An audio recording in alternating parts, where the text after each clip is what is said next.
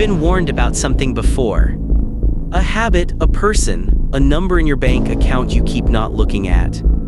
And somehow, you only remember the half of the warning that let you keep going. That's not carelessness. The Greeks worked out why 3,000 years before psychology gave it a name. Icarus didn't fall because he flew too close to the sun. He fell because he only remembered one of his father's 2 warnings, and by the end of this, it's worth asking which half of your own warnings you conveniently forgot. Daedalus was the greatest craftsman in Crete, the man who built King Minos a labyrinth so complex not even its architect could promise a way back out. When Minos turned on him and sealed him inside a tower on that same island with his son, Daedalus realized the king controlled every road and every ship leaving Crete, but he didn't control the sky. So he started collecting feathers from gulls, from doves, whatever landed on the tower ledge, binding them together with thread and wax into 2 pairs of wings, small ones for the boy, larger for himself. Before they jumped, he fastened the wings to Icarus's shoulders himself and gave him not 1 instruction but 2. Fly too low and the sea spray soaks the feathers and drags you under. Fly too high and the sun melts the wax and the wings come apart in your hands. Stay in the middle. That was the entire plan.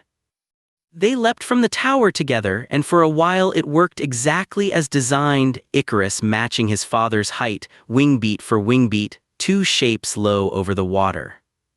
But nobody had ever done what he was doing. No human being had felt this. And the higher air didn't feel dangerous to him, it felt like the first honest thing his body had ever done.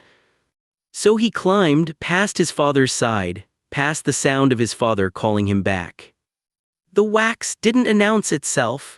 It just softened, quietly 1 degree at a time, until the feathers on his arms began loosening and drifting behind him like snow that had changed its mind about falling.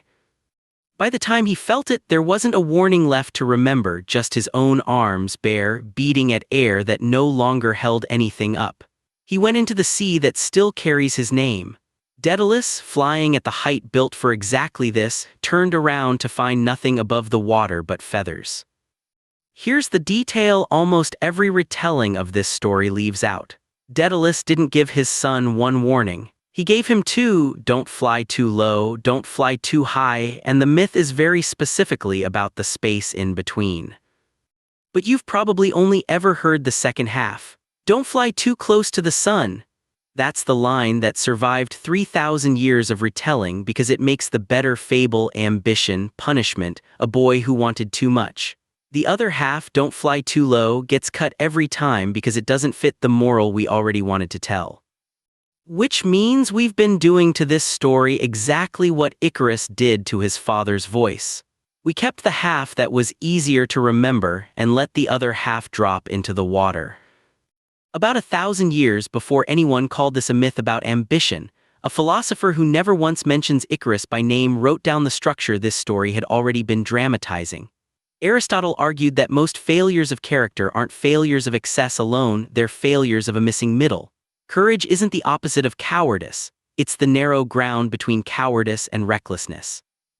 Generosity sits between stinginess and waste, confidence sits between self-doubt and delusion. Icarus's mistake and its opposite, flying too low and drowning in caution, would have looked completely different from the outside. But Aristotle would have called them the same failure, losing the middle. There's a simpler, more physical reason the second warning disappeared for Icarus, and it isn't about ambition at all. Psychologists later borrowed his name for a real pattern they kept seeing in people who reach unusually hard for achievement and attention. Henry Murray called it the Icarus complex back in the 1950s, but the more basic mechanism doesn't need a diagnosis. When you're in a state of high excitement, attention research going back over a century shows something remarkably consistent. Focus narrows. You get sharper at whatever's directly in front of you and worse at everything on the edges, including the exact information that would tell you to stop. Icarus wasn't ignoring his father. His attention had already left the boundary behind the moment flying started feeling like joy instead of risk. What's the warning you only remember half of? The boundary you always seem to forget the moment things start going well? Tell me below. It's rarely the whole warning that fails you, it's the half that felt inconvenient right when things got exciting. So here's what actually helps, and it isn't: be more careful. Before you enter anything that's going to make you feel that lift, a launch, a message you're about to send, a bet you've already half decided to make, write down both boundaries you were given, not just the one that lets you keep moving. Notice the moment you're repeating a warning back to yourself with half of it missing. That's usually not forgetfulness. That's excitement editing the sentence for you. And put a person, not a note, in charge of the boundary you're most likely to lose mid-flight. Daedalus was right next to his son and still couldn't reach him in time. You have an advantage he didn't. You can build that safeguard before you're already in the air. Daedalus never blamed the sun. He'd have told you the sun did exactly what the sun always does. What failed was the second half of a sentence, forgotten at exactly the wrong altitude.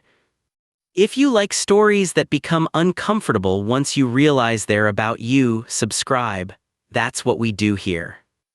Icarus fell because he stopped watching the one thing that could have warned him in time: his father, right there beside him. The next myth is about someone who could only ever watch one thing: himself.